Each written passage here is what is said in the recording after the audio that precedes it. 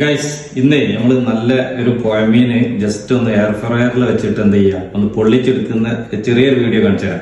Okay, അപ്പോൾ നമ്മൾ എന്ത് ചെയ്തിട്ടുണ്ടല്ലോ, ഓൾറെഡി സെറ്റാക്കി വെച്ചിട്ടുണ്ട്, മസാല ഒക്കെ തേച്ചാണ്ട് അടിപൊളിയാക്കി വെച്ചിട്ടുണ്ട്.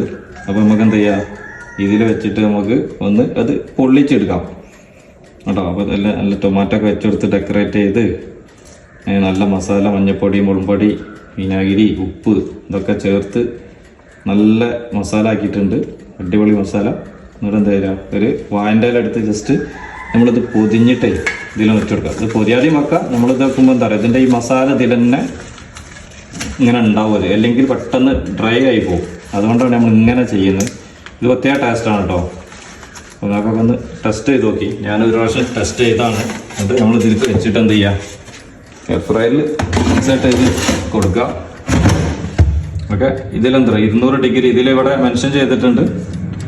ഓക്കെ, ഫിഷ് ആണെങ്കിൽ 200 ഡിഗ്രി സെൽഷ്യസിൽ വെക്കുക, 14 മുതൽ 18 മിനിറ്റ് വരെ. അപ്പോൾ എന്ത് ചെയ്യുക, നമ്മളൊരു 20 മിനിറ്റ് വെച്ചിട്ടുണ്ട്. ഓക്കെ, 20 വെച്ചിട്ട് അതിന് ടൈം കൊടുക്കുക.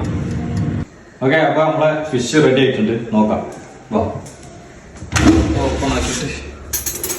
ഓക്കെ, ഇതാണ് ഇലക്കെ നല്ല വാടിയിട്ടുണ്ട്. നല്ല രീതിയിൽ നല്ല ചൂടാണ് കേട്ടോ. ഇതായിട്ടുണ്ട്, നല്ല പൊള്ളിച്ച് നല്ല സെറ്റപ്പ് ആയിട്ടുണ്ട്. ഇതിൽ കൂടുതൽ നമ്മൾ എണ്ണകളൊന്നും ഇതിൽ ഒഴിച്ചിട്ടില്ല. ഞാൻ ജസ്റ്റ് മസാല കാര്യങ്ങൾ മാത്രമേ ചെയ്തിട്ടുള്ളൂ. ഓക്കെ, അപ്പോൾ നമുക്കൊന്ന് സെർവ് ചെയ്യാം അല്ലേ.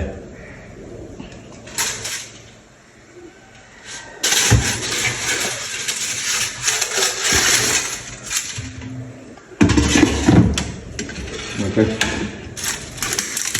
ഇങ്ങനെയുണ്ട്, അടിപൊളിയല്ലേ.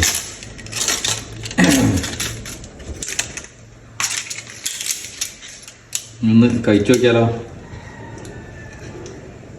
നോക്കിയത് ഏതാ ഇതൊക്കെ, എൻ്റെ മീറ്റൊക്കെ അടിപൊളി. ഓ പൊളി. ഓക്കെ, വീണ്ടും കാണാം. ബൈ.